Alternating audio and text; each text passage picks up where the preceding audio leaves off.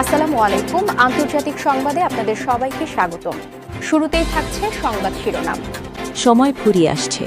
ঘড়ির কাঁটা প্রতি মুহূর্তে জানান দিচ্ছে আমরা হয়তো ইতিহাসের সবথেকে ভয়ঙ্কর এবং অন্ধকার এক সন্ধিক্ষণে দাঁড়িয়ে আছি। বিশ্ব কি এক মহাপ্রলয়ের দ্বারপ্রান্তে? পর্দার আড়ালে কি তৈরি হচ্ছে এমন কোনো নীল নকশা যা মানচিত্র থেকে মুছে দিতে পারে আস্ত এক একটি দেশ? ক্ষমতার লড়াই এখন আর কেবল মাটির সীমানায় সীমাবদ্ধ নেই, তা ছড়িয়ে পড়ছে মহাকাশ থেকে সুমেরু মহাসাগরের বরফ শীতল জনপদে। আপনারা দেখছেন বিটিভি নিউজ 24-এর বিশেষ আয়োজন। আজ আমরা উন্মোচন করব এমন কিছু চাঞ্চল্যকর সত্য যা শুনলে আপনার গায়ের লোম খাড়া হয়ে যাবে।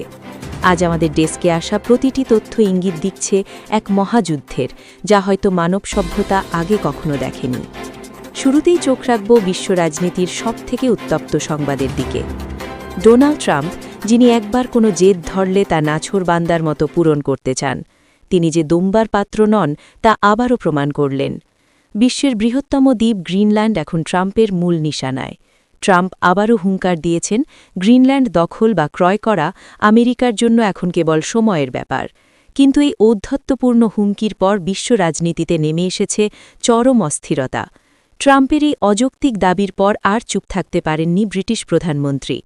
লন্ডনের ডাউনিং স্ট্রিট থেকে আসা এক জরুরি বার্তায় গভীর উদ্বেগ প্রকাশ করা হয়েছে।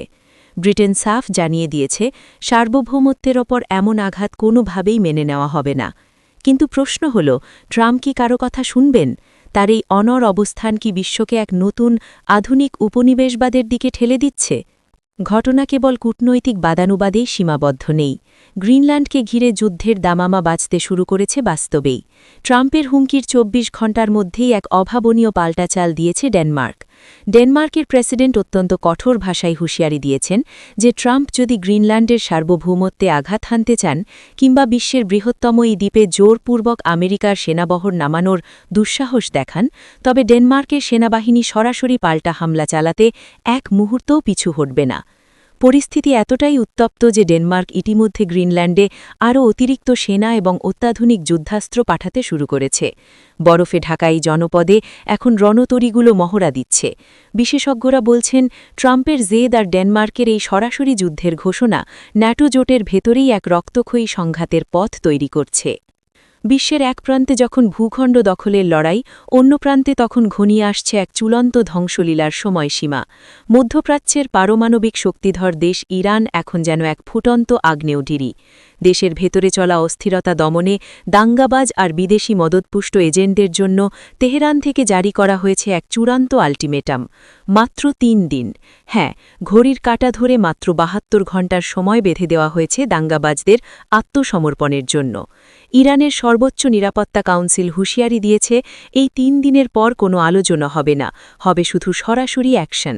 তেহরানের আকাশে ড্রোনের গর্জন আর রাজপথে মিসাইল ব্যাটারির উপস্থিতি বলে দিচ্ছে তারা কতটা মরিয়া। এই ৩ দিনের সময়সীমা কি কোনো বড় ধরনের সেনা অভিযানের পূর্বাভাস, নাকি ইরান নিজের অস্তিত্ব রক্ষায় কোনো চরম সিদ্ধান্ত নিতে যাচ্ছে? ঘড়ির কাঁটা টিকটিক করে জানান দিচ্ছে ইরান এক ভয়ঙ্কর পরিস্থিতির মুখোমুখি। তবে বিশ্ববাসীকে সবথেকে বেশি আতঙ্কিত করছে রাশিয়ার এক রহস্যময় নীরবতা আর তাদের গোপন কারখানাগুলোতে চলা বিশাল কর্মযজ্ঞ। ক্রেমলিনের নির্দেশে রাশিয়া হঠাৎ করেই ড্রোন উৎপাদন বাড়িয়ে দিয়েছে কয়েকশো গুণ। দিন-রাত ২৪ ঘণ্টা শিফটে রাশিয়ার কারখানাগুলোতে তৈরি হচ্ছে হাজার হাজার ড্রোন। কিন্তু কেন পুতিন হঠাৎ করে ড্রোন উৎপাদনের এই মরণ নেশায় মেতে উঠলেন? এর পেছনে কি লুকিয়ে আছে কোনো ভয়ঙ্কর প্রতিশোধের নেশা? গোয়েন্দা সংস্থাগুলোর হাতে আসা কিছু চাঞ্চল্যকর গোপন তথ্য বলছে, রাশিয়া কেবল ইউক্রেন যুদ্ধের জন্য এই ড্রোন বানাচ্ছে না। এই বিশাল ড্রোন বহর আসলে তৃতীয় বিশ্বযুদ্ধের এক চূড়ান্ত প্রস্তুতি। রহস্য আরও ঘনীভূত হচ্ছে রাশিয়ার এই নতুন ড্রোনগুলোর প্রযুক্তি নিয়ে। গোপন নথিতে পাওয়া তথ্যে জানা গেছে, পুতিন এমন এক স্বয়ংক্রিয় ড্রোন আর্মি তৈরি করছেন যা সম্পূর্ণভাবে কৃত্রিম বুদ্ধিমত্তা বা এআই দ্বারা নিয়ন্ত্রিত হবে। এই ড্রোনগুলোর ভেতরে এমন কিছু অত্যাধুনিক চিপ ব্যবহার করা হয়েছে যা মানুষের কোনো সিগন্যাল ছাড়াই লক্ষ্যবস্তু শনাক্ত করতে পারে এবং প্রয়োজনে নিজেই আক্রমণের সিদ্ধান্ত নিতে পারে। গোয়েন্দাদের ধারণা রাশিয়া হয়তো এমন এক প্রযুক্তির পরীক্ষা করছে যা কয়েক মিনিটের মধ্যে শত্রুপক্ষের পুরো যোগাযোগ ব্যবস্থাকে ধ্বংসস্তূপে পরিণত করতে পারে। এটি কি পশ্চিমা বিশ্বের উপর রাশিয়ার কোনো বড় প্রতিশোধের ব্লুপ্রিন্ট, নাকি পুতিন নিজের দেশকে আগাম এক মহাকাশ যুদ্ধের জন্য প্রস্তুত করছেন? গোপন নথিতে পাওয়া আরও কিছু ভয়ঙ্কর তথ্য বলছে আমেরিকা এবং রাশিয়ার লড়াই এখন মাটির সীমানা ছাড়িয়ে মহাকাশে পাড়ি দিয়েছে। মহাকাশে থাকা লেজার গান আর কিলার স্যাটেলাইটগুলো এখন একে ওপরের দিকে তাক করে রাখা আছে। গোয়েন্দা সংস্থাগুলো আশঙ্কা করছে রাশিয়া হয়তো এই নতুন ড্রোনগুলোকে মহাকাশে থাকা স্যাটেলাইট নেটওয়ার্কের সাথে যুক্ত করে দিচ্ছে। এর ফলে তারা যখন খুশি পৃথিবীর যে কোনো প্রান্তের ইন্টারনেট, জিপিএস এবং পুরো যোগাযোগ ব্যবস্থা এক নিমেষে অচল করে দিতে পারবে।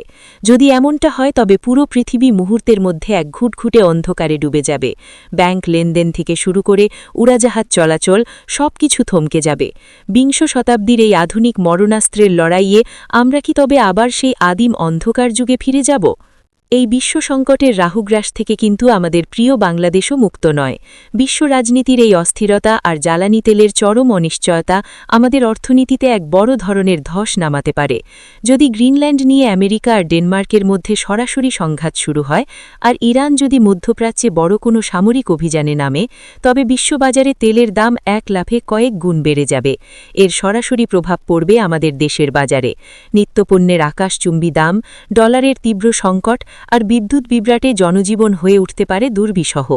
আমাদের অর্থনীতির চাকা কি সচল থাকবে এই উত্তাল সময়? আমরা কি মানসিকভাবে প্রস্তুত এই আসন্ন ঝড় সামালতে? ভূরাজনীতির এই মরণ খেলায় আমাদের মতো দেশগুলো আসলে এক বিরাট ঝুঁকির মুখে দাঁড়িয়ে আছে। রহস্য আরও ঘনীভূত হচ্ছে রাশিয়ার ড্রোনের ভেতরে পাওয়া কিছু বিশেষ প্রসেসর নিয়ে। ল্যাবরেটরি পরীক্ষায় দেখা গেছে এই চিপগুলো সাধারণ ড্রোনের চেয়ে কয়েক হাজার গুণ বেশি ক্ষমতাশালী। গোপন সূত্রে খবর পাওয়া গেছে রাশিয়া হয়তো এমন এক অদৃশ্য ড্রোন সৈন্য তৈরি করছে যা পৃথিবীর কোনো রাডার বা ডিফেন্স সিস্টেম শনাক্ত করতে পারবে না। একে বলা হচ্ছে দ্য সাইলেন্ট কিলার। এটি কি কেবল প্রতিরক্ষার জন্য, নাকি পুরো পৃথিবীকে নিজেদের আধিপত্যে নেওয়ার এক চূড়ান্ত পরিকল্পনা? পুতিনের এই নীরবতা কি ঝড়ের আগের নিস্তব্ধতা? সময় বয়ে যাচ্ছে।